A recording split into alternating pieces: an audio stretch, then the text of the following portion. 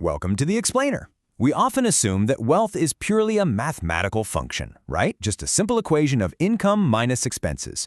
But what if the numbers in your bank account are actually just a symptom of something much, much deeper? Today, we're unpacking the architecture of mindsets, specifically the rich versus the poor. Because here's the thing, most people think poverty starts in the wallet, but they're wrong. Poverty actually starts in the mind. Every single morning, millions of people wake up already feeling defeated. And it's not because they're weak, it's not because they lack intelligence, it's because their mind has literally been programmed to just survive instead of to grow.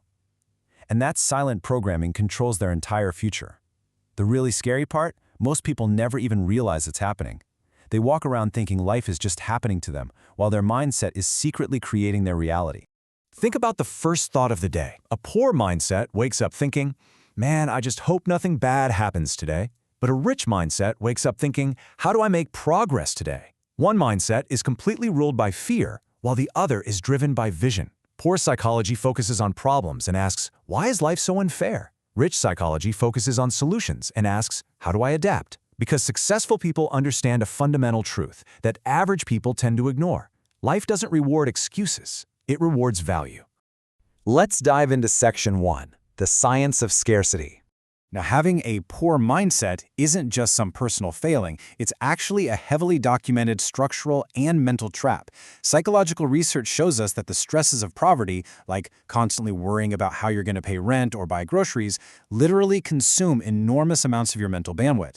This pushes you into a state called tunneling. When you're tunneling, your brain is forced to hyper-focus on the immediate crisis right in front of you. You get so busy juggling everyday emergencies that you completely lose the cognitive capacity to plan for the future. You're trapped in pure survival mode. And researchers have actually quantified this cognitive tax. The situational stress of economic scarcity can temporarily drop a person's fluid intelligence by as much as 13 IQ points. Let that sink in for a second. The mental burden of not having enough resources literally fatigues your brain. It makes complex problem-solving and willpower incredibly difficult to access. To prove this wasn't just a difference in innate ability, researchers looked at sugarcane farmers in India. These farmers earn almost all their income just once a year. When they were tested pre-harvest, when money was tight and they were tunneling, their cognitive capacity dropped massively. But tested post-harvest, when they had some financial breathing room, their brain power bounced right back. This lack of bandwidth perfectly explains why people trapped in scarcity might make seemingly poor long-term decisions, like taking out those devastating high-interest payday loans just to survive the week. Which brings us to Section 2, the psychology of wealth. So how do you escape this cycle? Well, it requires intentionally adopting a totally new psychology. In the financial world, you're generally either a sleeper or a riser. Sleepers have no clear vision. They fall victim to external measurements and basically wait around to be rescued by a boss or the government. Because comfort becomes their absolute addiction, they dream about changing their life, but they never actually change their habits. Risers, on the other hand, take complete control. They act independently, and they entirely ignore societal pressure. But here's a really fascinating nuance to all this. We know wealth relieves that crippling cognitive tax of poverty, but does it automatically buy happiness? Well, a landmark study from Wharton and Princeton looked at the data, and they found that for the majority of people, yes, more money accelerates well-being.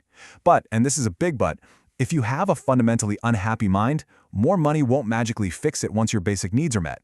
For this group, happiness plateaus right around the $100,000 mark. Wealth just amplifies what's already inside you. It doesn't cure a miserable psychology. Moving on to Section 3, assets versus liabilities.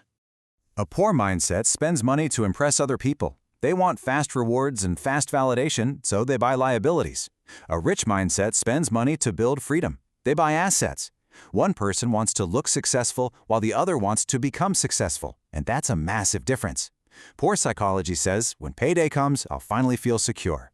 Rich psychology asks, how do I create income that doesn't depend solely on my time? Because of this, a poor mindset is highly emotional with money. They buy things impulsively based on exactly how they feel in that specific moment. A rich mindset, though, is entirely strategic. They make decisions with logic. One reacts, the other calculates. Rich psychology truly understands the power of patience. They plant seeds knowing full well that results take time, because real success is slow in the beginning, but absolutely unstoppable later on. And honestly, nothing illustrates that unstoppable nature of logic quite like compound interest. The rich mindset builds systems, skills, and knowledge that grow while they sleep. They use compound interest to literally make their resources work for them. The poor mindset, often trapped in scarcity, trades hours for survival forever. And worse, compound interest works against them in the form of crippling consumer debt, financially burying them over time. Let's look at Section 4, Training Your Future Identity. It all starts right here. A poor mindset hates responsibility. It blames parents, society, luck, the economy, you name it. A rich mindset asks one brutal, empowering question. What can I control? That single question changes absolutely everything. Because the exact moment you take responsibility for your life, you stop being powerless. Poor psychology waits to be rescued. Rich psychology builds itself. So how do you build yourself? By recognizing that your environment shapes your identity. Just as strategic interventions use structural guardrails to remove daily hassles for low-income individuals, you have to build structural guardrails in your own life. Protect your focus, protect your habits.